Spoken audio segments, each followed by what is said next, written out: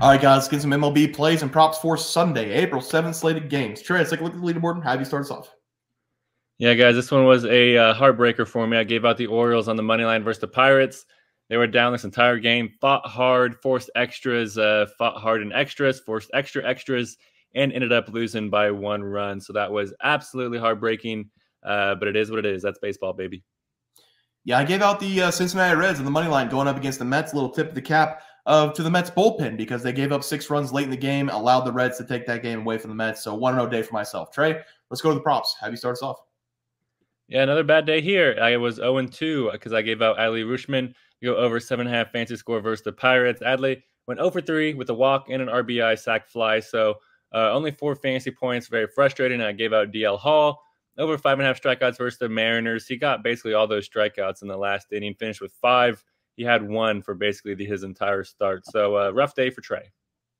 Yeah, I started off 1-0. My player prop was the Beast of the Pacific, Yamamoto, to go under 2.5 earned runs going up against the Chicago Cubs.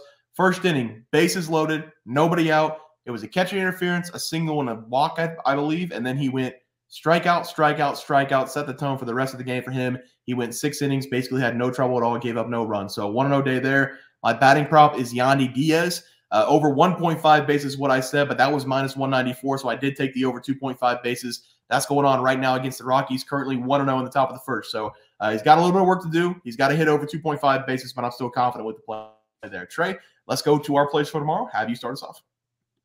Yeah, guys, I'm going to be talking about this Chicago White Sox going up against Kansas City Royals game, and this is going to be a very fun game to watch. Both teams believe that they can compete for the AL Central.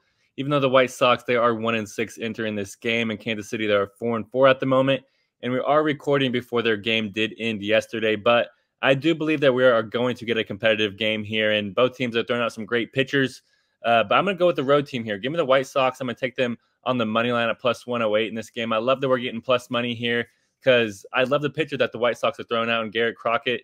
He's already pitched in 2 games this year, and Crockett is 1-1 with a 1.38 ERA paired with a 174 batting average and a 0.69 whip. He has been very good in both of his starts. In the Royals, they are throwing out a young pitcher as well in Alec Marsh. And Marsh, he's 1-0 on the year with a 1.29 ERA paired with a 0.87 batting average and a 0.43 whip.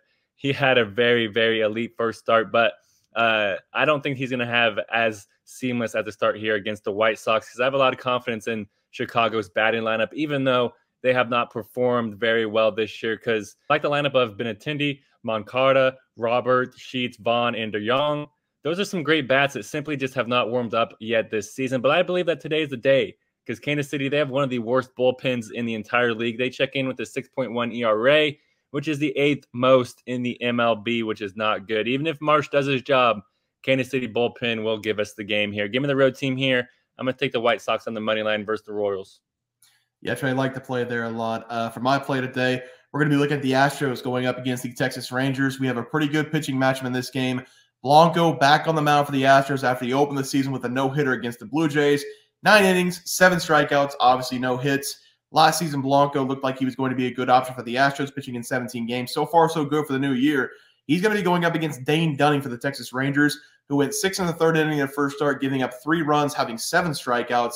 Dunning, though, he had a little bit of a problem with the home run ball, giving up 2 home runs, which is just 3 earned runs. I think he's going to make some correction in this game, though. I'm going to go with the Rangers on the money line to win this one outright. The Rangers have great bats this season. I do think they're the better overall team over the Astros.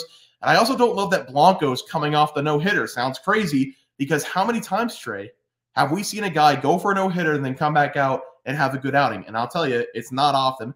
I actually went back and looked. Last 12 no-hitters in baseball, if you look at their performances after the no-hitter, they're averaging, all 12 of them, 4 2/3 innings, 5.9 hits allowed, 3.3 earned runs, 1.8 walks, and a 6.32 ERA in the next start. If we go back 30 no-hitters, it's a little bit better, larger group. 5 2/3 innings, 5.1 hits, 2.1 earned runs with a 3.35 ERA. The moral of the story is that after a no-hitter, typically, law of averages catch up to the pitcher. He has a poor performance the next time. Rangers, I love them here to beat up on Blanco. Give me the Rangers on the money line as the play. Trey, let's go to the props. Have you start us off? Yeah, guys, I'm going to go with a guy that I have not talked about yet this year, but I think has a lot of potential. Give me Jung Hoo Lee. I'm going to take him to go over 1.5 hits, plus runs, plus RBIs versus the Padres. I really love this over for Lee in this game. We're going to see him get a handful of great at-bats here in this one, and I believe that for a few reasons. The first reason is his matchup here versus the Padres.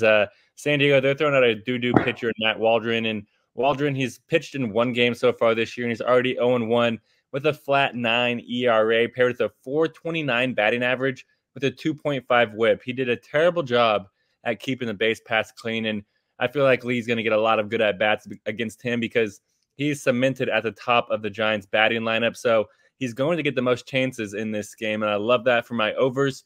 And yes, Lee, he has struggled during his rookie season, but he was a massive acquisition for the Giants from overseas, so I bet we will see a breakout here soon, and it might as well be this game since it's a home game and against a brutal pitcher. Give me Jung Hoo Lee to go over 1.5 hits plus runs plus RBIs versus the Padres.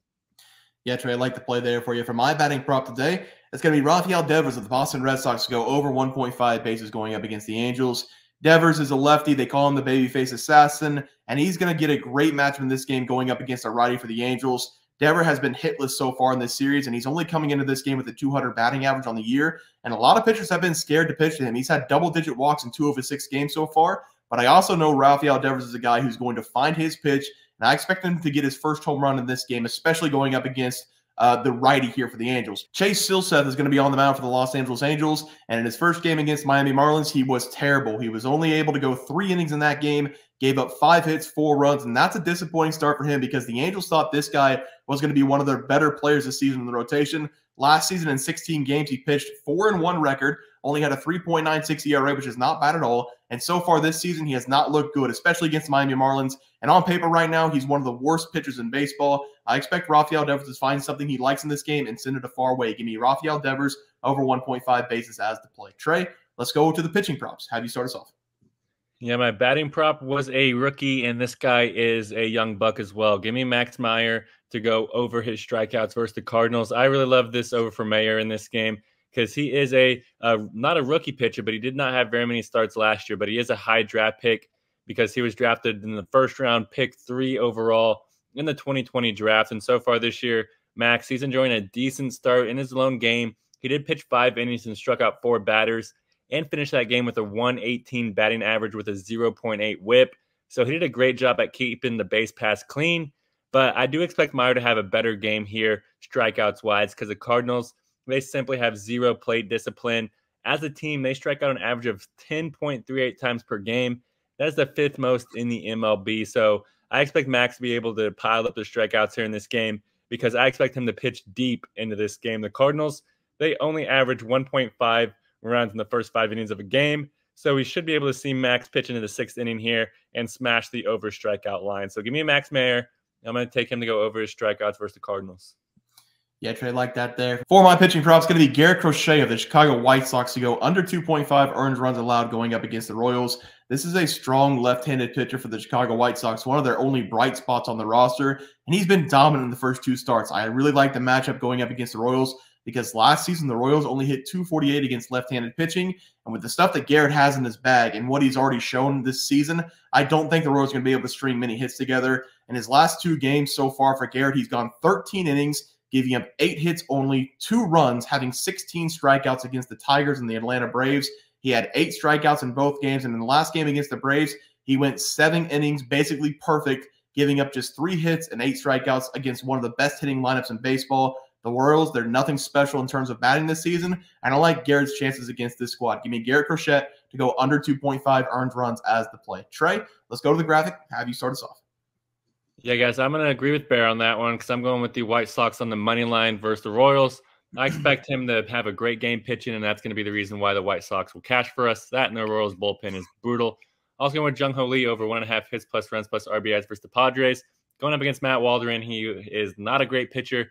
Jung Hoo Lee is at the top of the batting lineup, so we're going to get a lot of opportunities. Also going with Max Meyer to go over his strikeouts versus the Cardinals. He's a young pitcher with a lot of velocity, with a lot of stuff to prove, so I expect him to show up. Yeah, I'm going with the Rangers here on the money line. Blanco off the no-hitter. I know it's a great accomplishment to have, but looking at the past records against no-hitters, they have bad performances the next time around. So I'm going with the Rangers here on the money line. Then Rafael Devers over 1.5 bases going up against the righty of the Angels and Silseth. And then Garrett Crochet to go under 2.5 earned runs against that Royals offense. Royals offense this season hasn't been great. They're nothing special, and Garrett's been dominant in the first 2 starts. He's going to continue that in this game. Guys, that's going to do it for the MLB picks and props for Sunday, April 7th slated games. If you guys enjoyed the content, please sure to drop a like on this video and subscribe channel below. See you guys next video, and thanks for watching. We also have 12,000 subs coming right around the bend. We're at 10,200. We're going to give away 2 tickets to anybody to any game they want. NBA, NFL, college basketball. It doesn't matter. We can wait until the new season for NFL. Any game you want to go, whenever we get to 12K, we're going to have that giveaway coming up as well. Leaderboard. We had multiple questions this morning about how to become a member for the YouTube channel. Let's do that really quick tutorial. You're going to go to youtube.com. You're going to go to Bears Profit Plays. You're going to search it in. You're going to hit our thing. There's a join button right just to the right of subscribe. You're going to click that. There's 2 options. You have the Bear Pack for $4.99. That gives you access to YouTube member plays. And then you have the Bear Pack Gold for $7.99 a month. That gives you access to our member plays on YouTube. And it gives you a 1-month membership to our website, bearsprofitplays.com. So if you get the Bear Pack Gold, you save yourself $2 a month, a little bit cheaper if you want to do that. But that is the tutorial for anybody that needed it. We had multiple questions today through email about how to do it, and it wasn't working. But if you want to know, there it is right there. Trey,